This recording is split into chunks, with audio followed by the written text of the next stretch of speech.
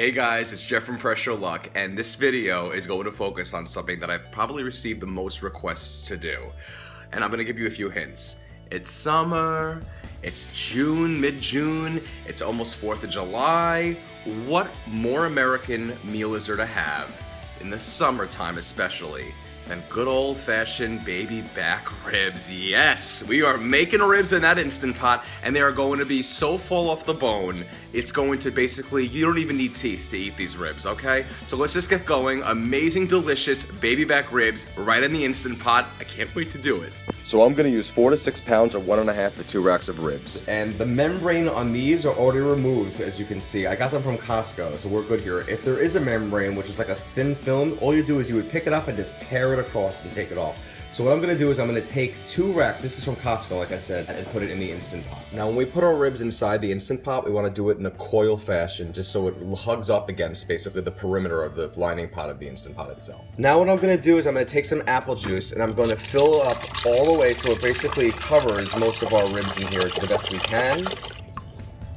And that was a 64 fluid ounce bottle of apple juice that I poured in there. By the way, I'm using the 8-quart Instant Pot for this. I'm using 1 cup of apple cider vinegar and adding it to that, and 1/4 cup of liquid smoke. It's okay if they don't cover all the ribs up. It'll be just fine as it is, and we don't want to fill it up all the way to the brim anyway. Okay, so I should also note that I made this in an IP Duo 80 since I'm at my parents' house for the weekend and I got my mother that pot for Mother's Day, which is an 8-quart. Most people, I feel like, have 6-quart Instant Pots. So if you can't fit as many ribs in there, that's fine. Put the lid on top, put it in sealing position. We're gonna go down here, we're going to hit manual, and we're gonna go all the way up for this one, guys, for 30 minutes. There we go, just like that, 30 minutes, and we'll check right back. And when there's about 10 minutes of cooking time left in the Instant Pot, that's your cue to preheat your oven to 400 degrees, because after we sauce them up, we're gonna put them in here to caramelize. And now that we're all set, we're gonna do a 5-minute natural release. That means we're gonna wait till this reads 5 minutes, and then we're gonna follow it with a quick release. I love ribs! So do I! And now we're at 5 minutes, so we're gonna follow the rest with a quick release. Alright, and the pin just dropped, so let's open the lid. And there's the ribs. Now we're gonna be really, really careful as we transport them because they're gonna be super, super tender. So this part is very delicate, transporting the ribs to a baking sheet, which we're going to along with tin foil. Try to use 2 sets of tongs if possible. It's the easiest way to do it. We're gonna get one this way and then one this way, and we're going to lift it up together.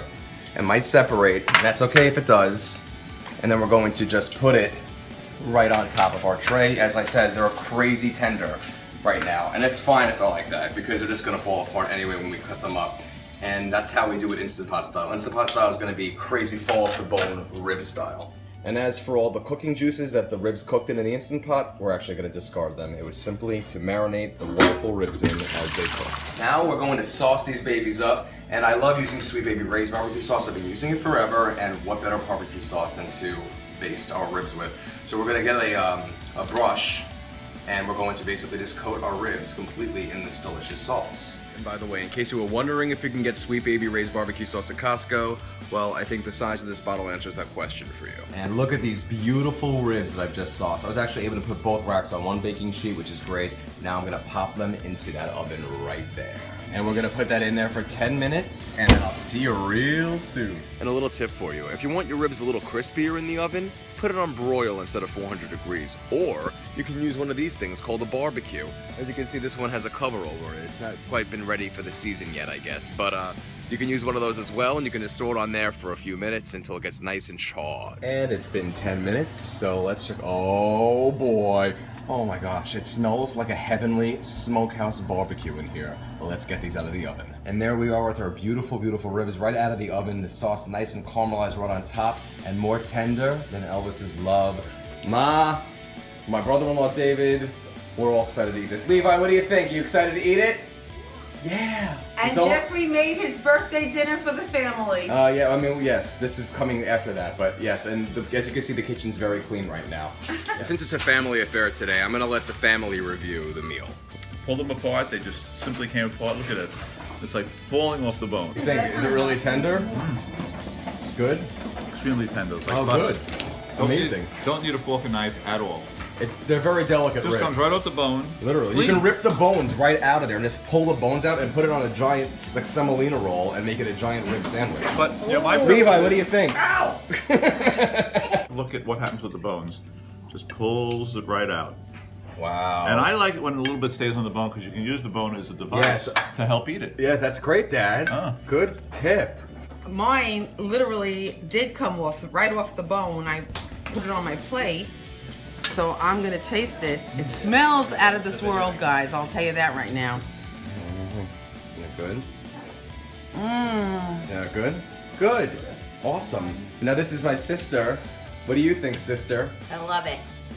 And I like the taste of the barbecue sauce that you chose. Well, Really Sweet Baby good. Ray's is the barbecue sauce, in my Delicious. opinion. Who? What is the name Sweet of it? Baby Ray's. You can get it at Costco. You want your water? Yeah? Here's your water. What do you say? Cheese. Richard, where are you? Look at that. Just, Oh, wow. I know. It just comes across just like that.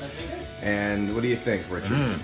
Yeah, really good. You're gonna fall right off the bone into your mouth. Look at that. Rips right off into the mouth. And now let's have this rib master himself take a bite and see what he thinks. Oh my! First of all, it went right into my mouth off the bone. Oh man! Oh man! It's so hard to film and eat this at the same time. It was such a challenge, but.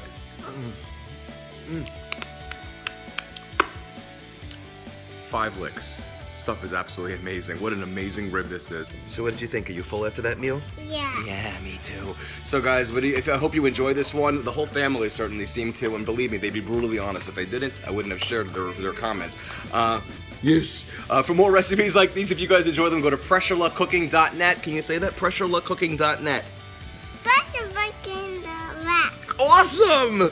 If he can say it, you guys can say it. Go to my Facebook, like my Facebook is facebook.com/pressureluckcooking. There's my sister, Amanda, back there. I have YouTube, subscribe there. And thank you so much for the support again. It means everything, and I really hope you enjoy this fantastic, wonderful, tender, full off the bone rib recipe. Until next time. Next time. See you next time. Bye. Bye. Bye.